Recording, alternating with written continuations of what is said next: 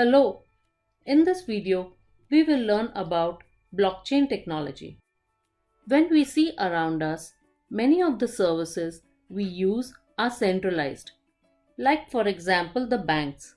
They store all your money and earn commissions on money transfers and various other transactions you do. Jeff Bezos is the richest man and makes money by connecting the buyers with sellers on Amazon platform. Big recording labels launch music and pass on only small royalty to the artist. What if we could get rid of all of these middlemen and save on transaction cost? But now who is going to maintain ledger for your money? Ensure your money is securely transferred.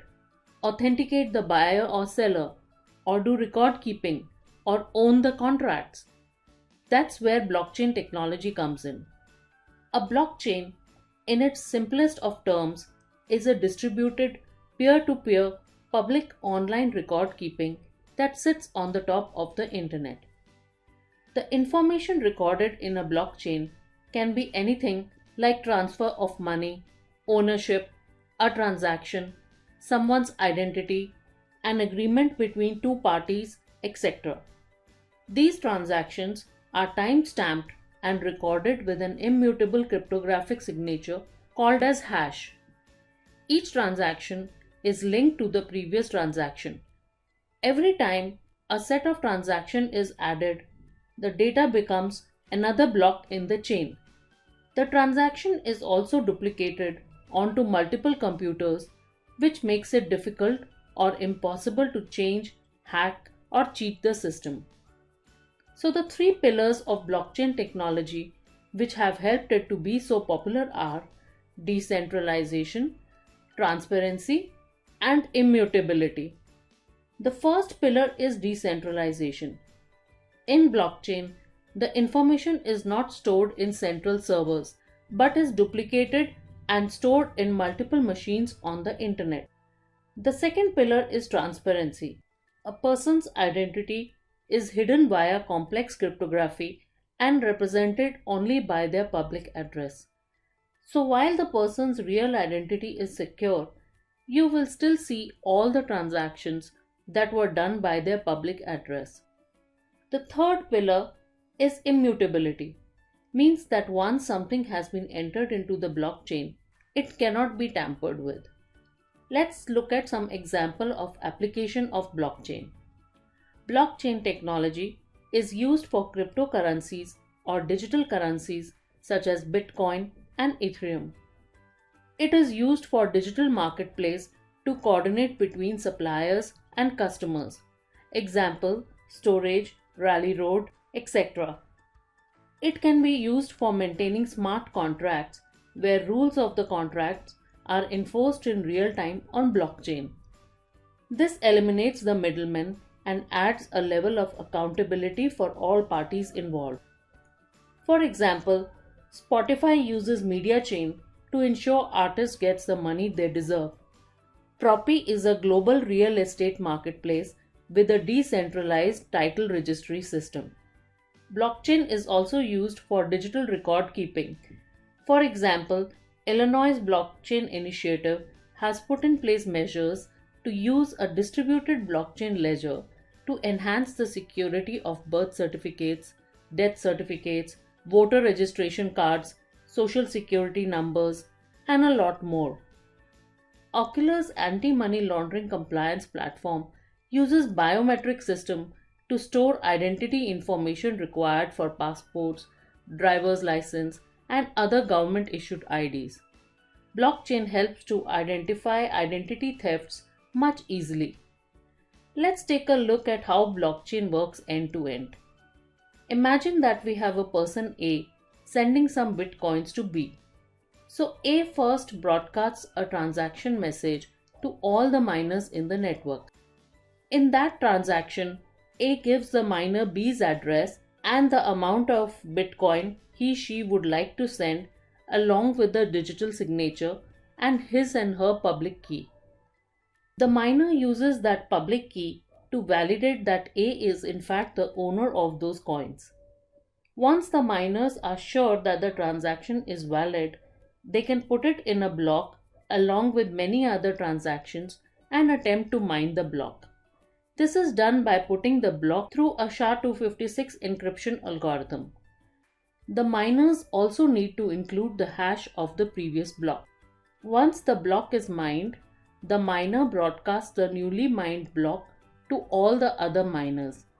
They then check to make sure that the block is valid so that they can add it to their copy of the blockchain and the transaction is complete. Let's understand a bit more details about few important concepts we mentioned here.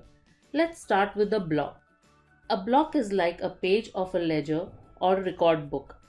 A block records a set of transactions. Every time a block or page is completed, it gives way to the next block in the chain. Each block has a header and a body. The head contains metadata about the block. First one is version, which describes the structure of the data inside the body. Then is a timestamp of the block itself. Then it has a 32-bit whole number called a nonce. Nonce is randomly generated when a block is created, which is used to generate a block hash. Now what is a hash?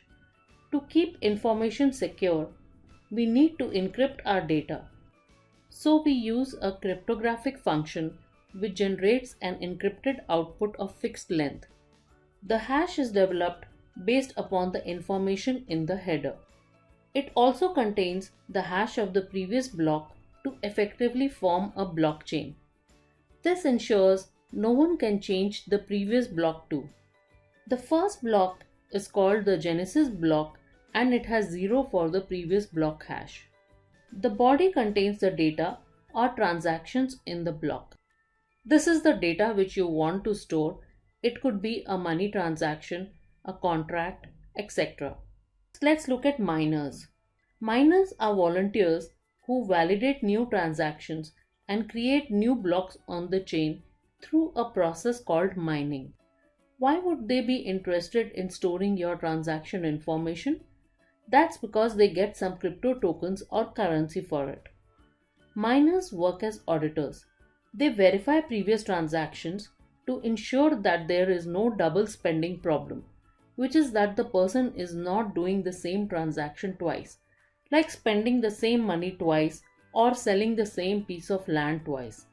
Mining a block isn't easy, especially on large chains. Miners have to generate a hash by solving a proof of work problem. So what is this proof of work problem?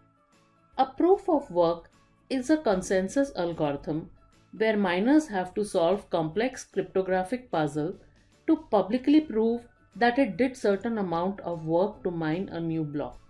The blocks are secured via encryption and it uses various encryption algorithms such as SHA-256, Blake-256, etc. They have a hashing function which processes the data from a block through a mathematical function which results in an output of a fixed length called hash. The miners include hash of previous block and a 32-bit random number which can be used only once, called as nonce, to generate the hash. To make this process difficult, miners are given a difficulty or target level that they have to produce the hash below the given target. So miners go through multiple iterations to find a valid hash. On an average, it takes 10 minutes to complete a proof of work. The miner who manages to solve the problem gets the reward and adds the block into the blockchain by broadcasting that the block has been mined. The proof of work system is like Sudoku. It's difficult to solve, but once the solution is provided, it's easy to verify. Now let's look at nodes. Nodes form the infrastructure of a blockchain. Nodes can be any kind of device, mostly computers, laptops, or even bigger servers. All nodes on a blockchain are connected to each other and they constantly exchange the latest blockchain data with each other, so all nodes stay up to date. They store, spread, and preserve the blockchain data, so theoretically, a blockchain exists on nodes. A full node is basically a device like a computer that contains a full copy of the transaction history of the blockchain. If you liked our video, do press like and also subscribe to our channel. Thank you and goodbye.